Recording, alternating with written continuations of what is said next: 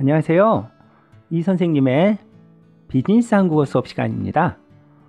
오늘은 한국의 음주 문화에 대한 단어와 문장 등을 공부해 보도록 하겠습니다.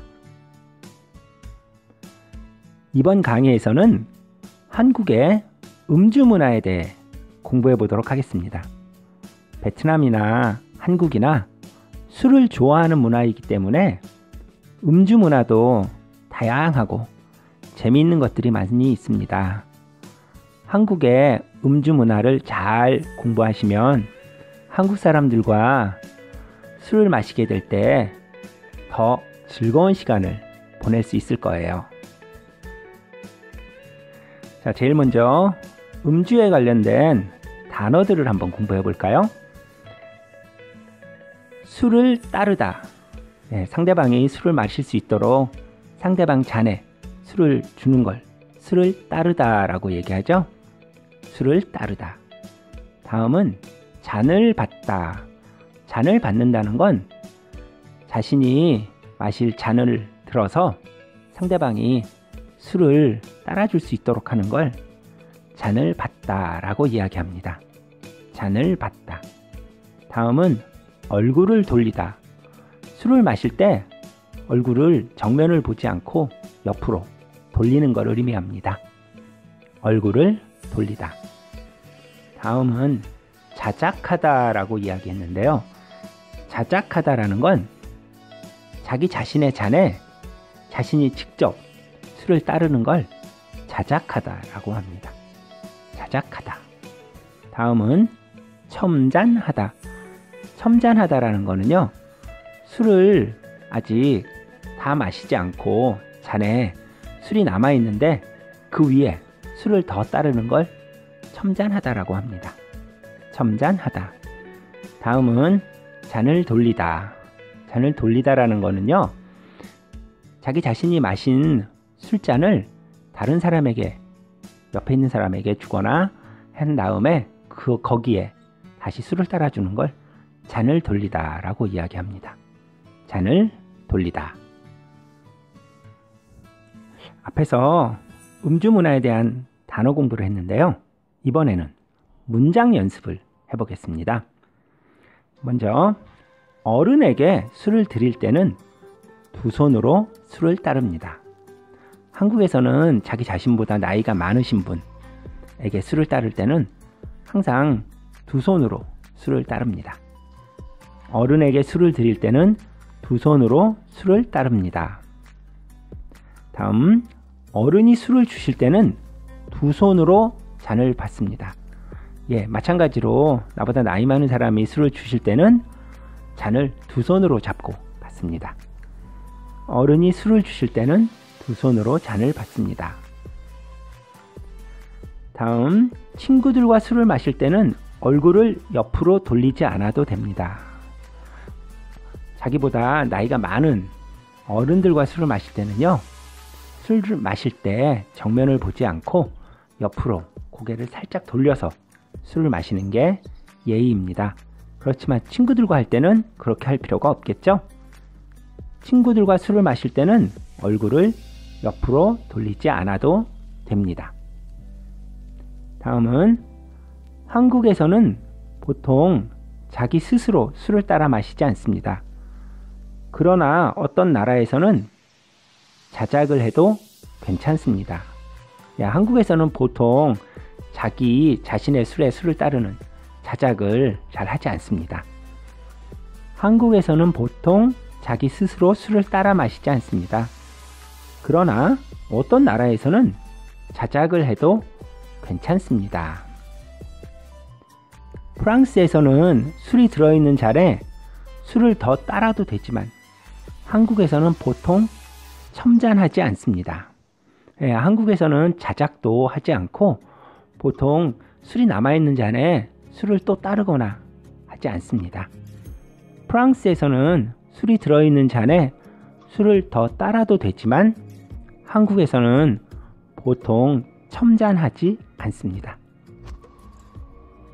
마지막으로 예전에는 회식에서 잔을 돌리는 경우가 있었지만 요즘에는 그런 회식 문화가 점점 사라지고 있습니다. 예전에는 뭐 좀 그런 경우가 있었어요. 자기 자신의 술을 다 마신 다음에 그 잔을 다른 사람에게 돌려서 술을 따라주는 그런 것들이 있었는데요. 요즘은 위생상 잘 안 하고 있습니다. 또 지금은 코로나 때문에 그런 게 더 위험하겠죠? 예전에는 회식에서 잔을 돌리는 경우가 있었지만 요즘에는 그런 회식 문화가 점점 사라지고 있습니다. 자, 한국의 음주 문화에 대한 단어와 문장을 공부했습니다. 단어가 어떤 문장에서 또 어떤 상황에서 쓰이는지 정확히 이해하고 열심히 공부하세요. 다음은 베트남과 한국의 음주 문화에서의 차이점에 대해서 한번 읽어보고 간단하게 문제풀이도 해보겠습니다. 먼저 선생님이 한번 본문을 읽어보도록 하겠습니다. 베트남과 한국 모두 식사를 할 때 술을 같이 먹는 경우가 많다. 술을 함께 마시면서 이야기를 나누고 친해지는 것은 한국과 베트남이 비슷하다. 그러나 한국과 베트남은 음주 문화가 다르다. 한국에서는 상대방이 잔을 다 비운 후에 술을 따라주는 것이 예의에 맞지만 베트남은 상대방이 술을 마실 때마다 술을 첨잔한다. 또 베트남의 맥주 문화도 한국과 다르다. 베트남에서는 개인 잔 옆에 각자 맥주를 한 병씩 준비한다. 잔에 얼음을 넣고 자신이 직접 맥주를 따라 마신다. 다른 사람에게 술을 따라줄 때는 꼭 그 사람의 맥주를 따라주어야 하며 자신의 병으로 따라주면 안 된다. 그런데 한국에서는 맥주를 몇 병 시켜서 나눠 마신 후에 술이 없으면 그때 맥주를 더 시켜서 나눠 마신다. 또 한국에서는 보통 자작을 하지 않는다. 내용 잘 이해하셨나요? 그러면은 간단하게 한번 문제풀이 해보겠습니다. 먼저 읽은 내용과 같으면 O, 다르면 X 하세요. 1번 베트남과 한국은 음주 문화가 비슷해요.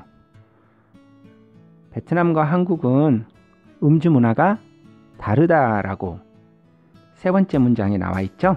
그래서 이건 X죠. 다음, 한국 사람들은 술을 마실 때 보통 자작과 첨잔을 하지 않아요.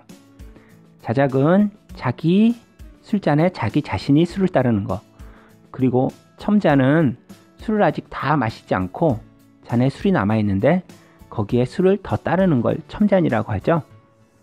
어때요? 한국 사람들은 자작과 첨잔을 한다고 했나요? 네, 한국에서는 보통 자작과 첨잔을 하지 않죠? 그래서 2번은 O가 되겠네요. 다음 3번, 베트남에서 맥주를 따라줄 때는 내 맥주가 아니라 상대방의 맥주를 따라준다. 여기서 이렇게 나왔어요. 본문에서 다른 사람에게 술을 따라줄 때는 꼭 그 사람의 맥주를 따라주어야 하며 자신의 병으로 따라주면 안 된다.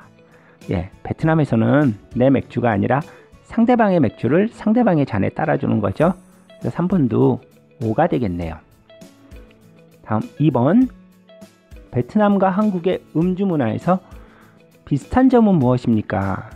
자, 우리가 전체적으로 베트남과 한국의 음주 문화가 다르다고 했지만 처음에 두 번째 문장에 이렇게 나와 있죠. 술을 함께 마시면서 이야기를 나누고 친해지는 것은 한국과 베트남이 비슷하다. 그래서 베트남과 한국의 음주 문화에서 비슷한 점은 술을 함께 마시면서 이야기를 나누고 친해지는 것. 이렇게 대답을 하면 되겠네요. 자, 오늘은 한국의 음주 문화에 대해서 단어, 문장, 그리고 간단한 문제풀이를 해보았습니다. 한국의 음주 문화에 대해서 정확히 이해해서 한국 직원들과 술자리를 할 때 더욱더 즐거운 시간이 되었으면 좋겠습니다. 오늘은 한국의 음주 문화에 대해서 배워보았습니다. 지금까지 이 선생님의 비즈니스 한국어 수업 시간이었습니다. 오늘도 행복한 하루 되시고 다음 수업 시간에 만나요.